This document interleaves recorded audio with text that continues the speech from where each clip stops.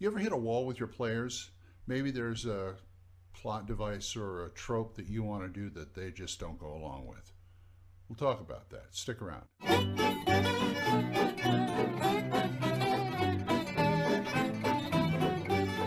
Hey folks, old Man Grognard here, and today I want to talk about what I call RPG roadblocks.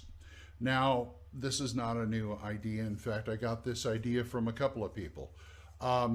Actually, I'd like to say thank you to Ivan Mike 1968 for pointing this out.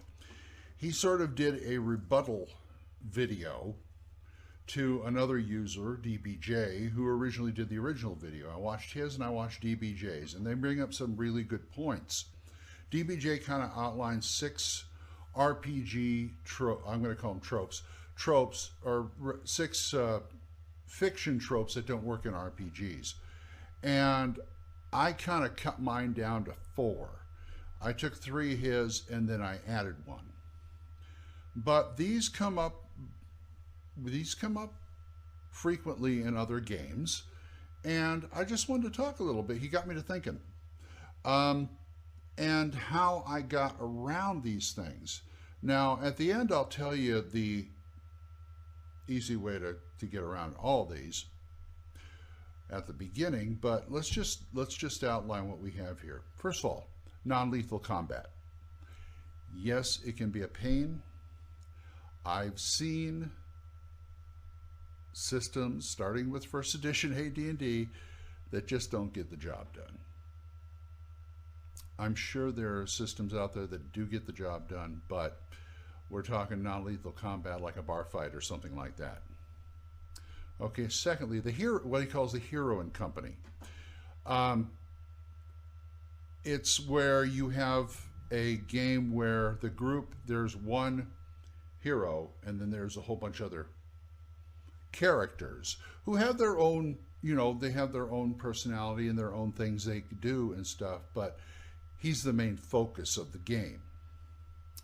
The third one is politics. Politics and Machiavellian things that go on in a game. Behind the scenes, you might have, talks with like rulers, kings, things like that, and others kind of machinations going on, that don't involve combat, don't involve killing a monster or exploring a dungeon. And the one I added was team capture, where basically the whole group gets captured, and they're pretty much taken away, powerless, whatever you want to do. Okay, all 4 of these are manageable, and the one thing that makes them manageable is, as I've said in another video, the buy-in. The player and the GM need to buy in to whatever story is being created at the table by them. The GM sets up the premise. He runs it by the players before they play. Who wants to play this kind of game? I do, I don't. Okay, fine. Either he modifies his proposal or the guy doesn't play. But anyway, both the GM and the players have to buy it in. The GM is usually the one initiating it because he's the GM. He's the guy running the game. If another player says, hey, I want a GM and I got this, he has to sell the buy-in to the other players, just like the other GM does. But buy-ins solve 99.9% of these problems, mainly because once you get a buy-in with the players and the GM, you all sit down saying, the GM says, okay, this may happen, this, and this. Are you okay with that? Can you make characters like that? That kind of thing. Now, I know there's going to be exceptions to this, like the player that comes in the middle of the campaign. Somebody drops, somebody comes in. That's when the GM sits down and say, okay, we've agreed on these tropes in the game. So with that in mind, make your character. It's all about personalities. But anyway, First of all, non-lethal combat. It can be a role-playing thing. There's a reason, and I'm not saying I agree with this, but there is a reason why things like in D&D, you do a D4 in damage when you punch somebody. There is no reason in heaven or earth why players should be reaching for their swords every time somebody disagrees with them, or they get into some kind of conflict. If they're dealing with bullies in the street, or like I said, the aforementioned bar fight, or even disagreement between people in the party, it should not come to sword blow. It should not come to sword swings. I'm willing to bump that up a bit. One of the games that is good for this is Gangbusters, because they expect you to be fighting as much with your fists as with a gun, because it's that kind of genre, the pulp gangster genre. And you can really learn a lesson from that. Me, I like to bump up the damage a little for non-weapon combat. I just bump it up a little. And also, I probably toy with the idea, and I probably do this, of making non-weapon combat, like punches and stuff, non-lethal. Like, they can knock you out. If they do over your, say, con, they can knock you out, or you can make a save to not be knocked out. Yes, you can kill somebody. You can beat somebody to death, but it's going to be hard. I'm not going to make it easy for you. Because there'll be a threshold somewhere, like double your con. He's dead. You beat him to death. But that ain't going to happen in practically all the scenarios I'm talking about. So non-lethal combat is possible. Okay, the second one, hero and company. All right, I understand that every player wants their character to shine at one point, or at least to contribute to what's going on. I remember my days playing Champions, that I would get an awful ripping if my superhero didn't pull his weight in the team, if he just stood back and did nothing. Because they would that's a good thing. A superhero genre, you're expected to be part of the team. You're expected to contribute with the team. But everybody wants to shine. I understand that. They want their moment in the spotlight. Being an actor, I understand that. But in that case, I would make it more of less of a hero and a bunch of underlings than, excuse me, a hero and his crack specialized team.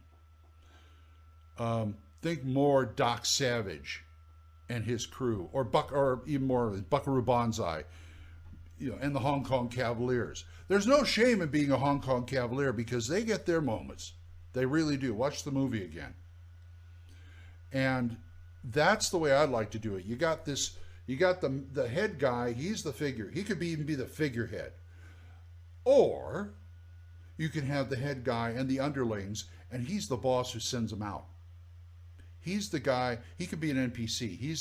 It's his agency, it's his group, but he's the one who sends out his crack team. I know of at least one old-time radio show about that does that, and I can't remember the name of it right now, but it was actually an early Jack Webb role before he did Dragnet. He played this guy who was a private eye for a guy who ran the business. He was called Lion, but he was called the Lion's Eye. And it was kind of a Nero Wolfe type of situation. In fact, Nero Wolfe's a good example too. Nero Wolfe was the brilliant detective, but Archie was the guy who did all the legwork and got in the fights and stuff. So that's a good framework right there. You got the head hero and all his specialized team who support. And it also helps that if you're going to do that, they all work towards the same goal. In the Thrilling Tales pulp game I ran with Savage Worlds, they were all working towards stopping the Nazis from getting this artifact. It was during 1935 or so.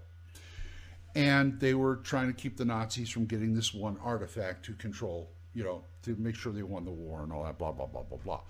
but they were all focused on the same thing. Now, that one did not have a hero and minions, but it could have. I mean, we had one guy who was a private eye.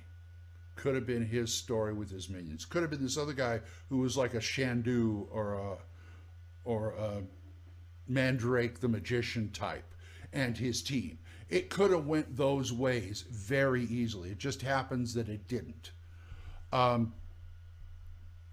So that's that. Number 3, politics.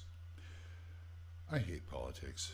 In real life, I absolutely loathe politics. But you're going to get that in some games.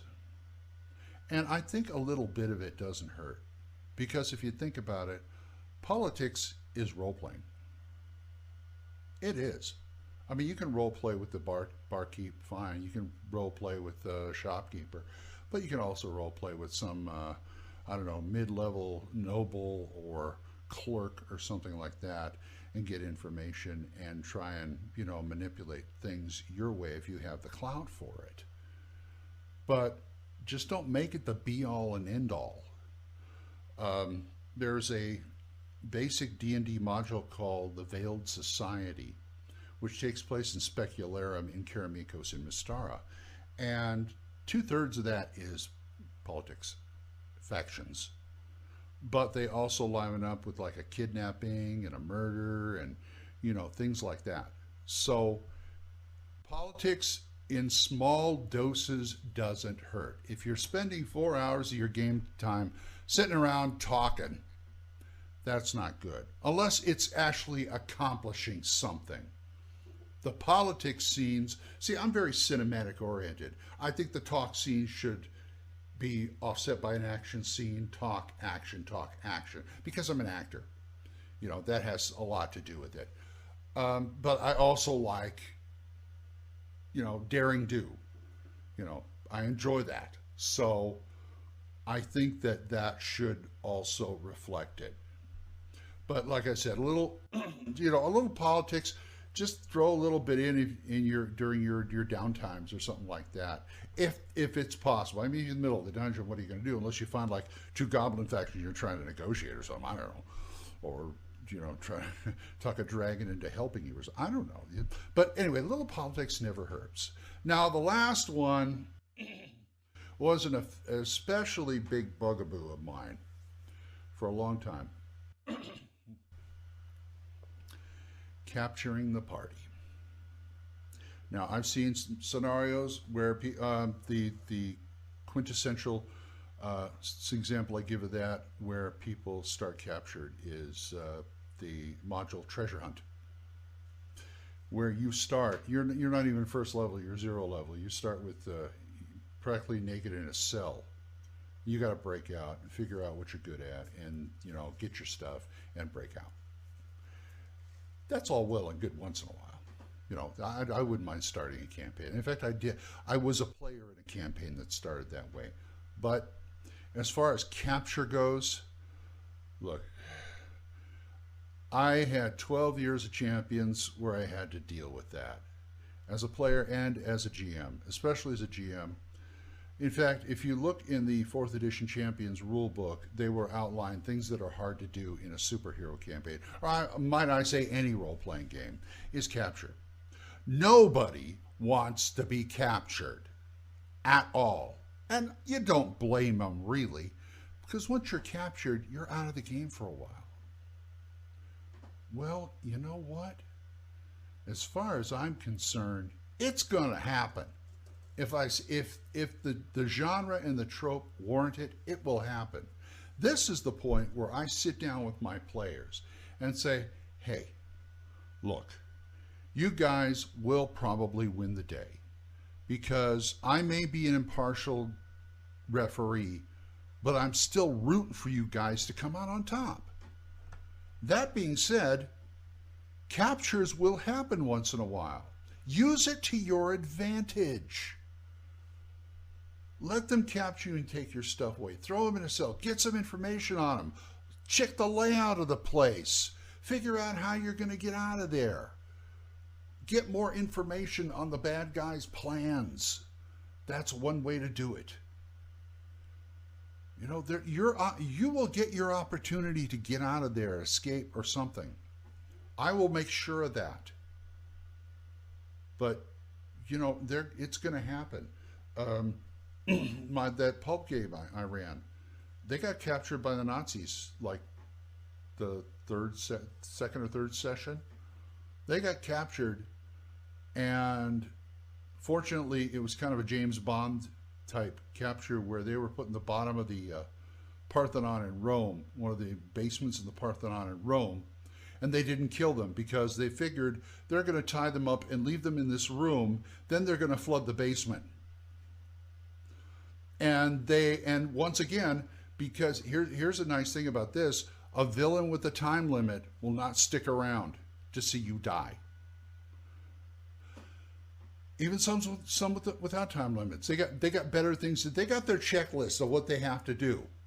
You know, it's like, I'd love to say and watch you die, but I got to go rule the world. Thank you. And Nazis, of course, they said, okay, they're toast. Let's get out of here and go find this thing for Der Fuhrer.